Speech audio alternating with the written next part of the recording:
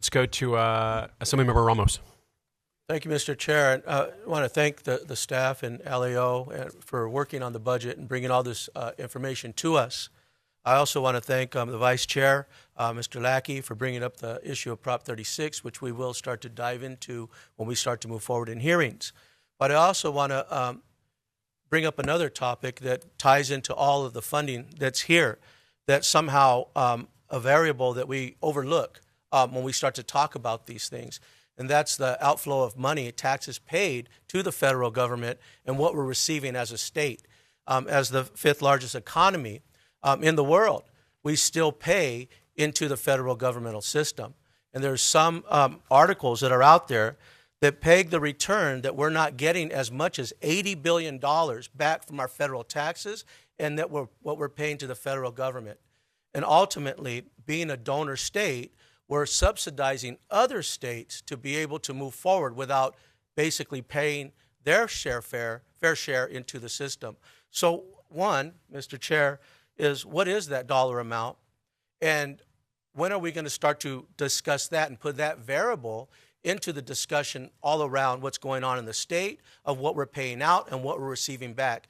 And again, some have put that dollar amount as high as $80 billion that we have not received back from the funding that we're sending to the federal government. I think that's a variable that we need to continue to address, continue to bring forward, and keep it in the purview as we start to address issues, Prop 36, other things that are being brought up around the dais here today. I just wanted to ask that question, if we could add that variable into the discussion moving forward, Mr. Chair. Yeah, and I would just reiterate your point that California is a donor state. We send more taxes to the federal government than we generally receive.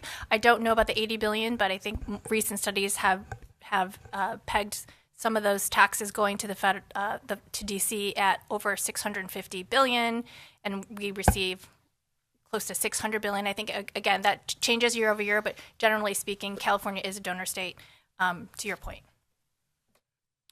Yeah, thank you very much, Mr. Ramos. I just want to lift up that point. My understanding is California is far and away the largest donor state, and that if you look at 2022, the last year for which we have records, it's in excess of $80 billion, and that is the money of Californians and California taxpayers that is going to Washington, D.C. and not being returned to Californians. So as we consider federal funding that may be withheld from California, federal funding that may not come to California, we should remember that ultimately this is the money that California taxpayers have sent. And I hope that all of us, irrespective of the part of the state we represent, irrespective of our political party, would be advocates to make sure that our constituents, the people that we represent, are getting their fair share of federal resources. So I just wanted to thank you for bringing up that point.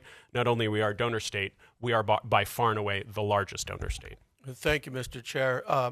And I think that's a variable that we need to be adding into the discussion of what's coming forward to our hearings, to ensure that when our constituents here, those in the state of California that we all represent, when they start to hear of programs being cut off, that they truly understand that we're paying far more money to the federal government than we're actually receiving.